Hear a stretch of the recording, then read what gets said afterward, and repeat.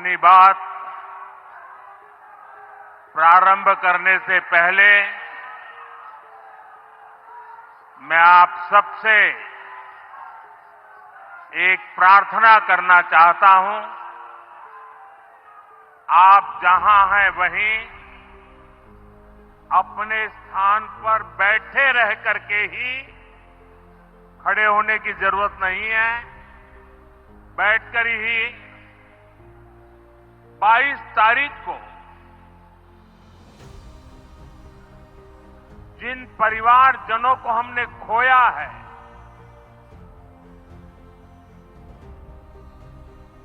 उनको श्रद्धांजलि देने के लिए कुछ पल हम अपने स्थान पर बैठ करके ही मौन रख करके अपने अपने आराध्य देव का स्मरण करते हुए उन सबको श्रद्धांजलि देंगे। उसके बाद मैं आज अपनी बात प्रारंभ करूंगा।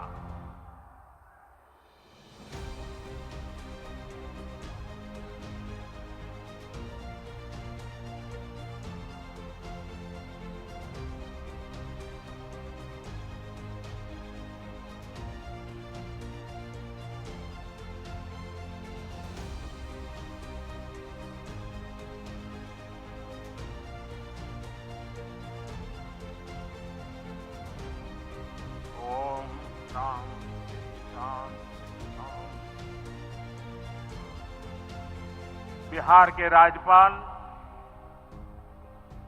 आरिफ मोहम्मद खान जी,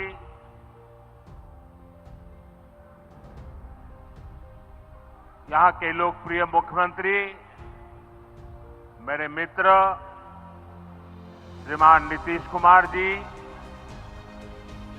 मंच पर उपस्थित अन्य सभी वरिष्ठ महानुभाव और बिहार के मेरे प्यारे भाई और बहनों, आज पंचायती राज दिवस के मौके पर पूरा देश मिथिला से जुड़ा है, बिहार से जुड़ा है। आज यहां देश के, बिहार के विकास से जुड़े हजारों करोड़ रुपए के प्रोजेक्ट का शिलान्यास और लोकार्पण हुआ है। बिजली, रेल, इंफ्रास्ट्रक्चर के इन विभिन्न कार्यों से बिहार में रोजगार के नए मौके बनेंगे। आज राष्ट्र कवि रामधारी सिंह दिनकर जी की पुण्यतिथि भी है। मैं उन्हें विनम्र श्रद्धांजलि अर्पित करता हूं। साथियों, बिहार वो धरती है जहां से पूज्य बापू ने सत्याग्रह के मंत्र का विस्तार किया था। पूज्य बापू का दृढ़ विश्वास था कि जब तक भारत के गांव मजबूत नहीं होंगे, तब तक भारत का तेज विकास नहीं हो पाएगा। देश में पंचायती राज की परिकल्पना के पीछे यही भावना है। बीते दशक में पंचायतों को सशक्त करने के लिए एक के बाद एक कदम उठाए गए। टेक्नोलॉजी के माध्यम से भी पंचायतों को मजबूत किया गया।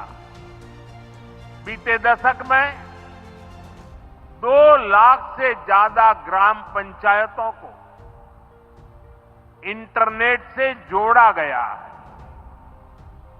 5.5 लाख से ज्यादा कॉमन सर्विस सेंटर्स गांवों में बने। पंचायतों के डिजिटल होने से एक और फायदा हुआ है। जीवन मृत्यु प्रमाण पत्र, भूमि धारण प्रमाण पत्र, ऐसे कई दस्तावेज आसानी से प्राप्त कर सकते हैं। आजादी के अनेक दशकों बाद जहां देश को संसद की नई इमारत मिली, वहीं देश में 30,000 नए पंचायत भवन भी बनाए गए। पंचायतों को पर्याप्त फंड मिले, ये भी सरकार की प्राथमिकता रही है। बीते 10 साल में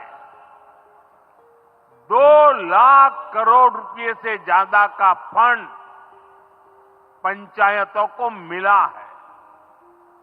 ये सारा पैसा गांव के विकास में लगा है। साथियों, ग्राम पंचायतों की एक और बड़ी समस्या भूमि विवाद से जुड़ी रही है। कौन सी जमीन आबादी की है,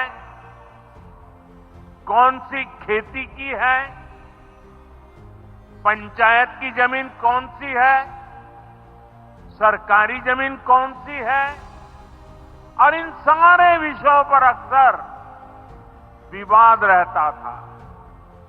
इसके समाधान के लिए जमीनों का डिजिटलीकरण किया जा रहा है। जमीनों के रिकॉर्ड का डिजिटलीकरण से अनावश्यक विवादों को सुलझाने में मदद मिली। साथियों, हमने देखा है कि पंचायतों ने कैसे सामाजिक भागीदारी को सशक्त किया। बिहार देश का पहला राज्य था जहां महिलाओं को इनमें 50% आरक्षण की सुविधा दी गई, और इसलिए मैं नीतीश जी का अभिनंदन करता हूं। आज बहुत बड़ी संख्या में गरीब, दलित, महादलित, पिछड़े, अति पिछड़े समाज की बहन बेटियां बिहार में जनप्रतिनिधि बनकर सेवाएं दे रही है।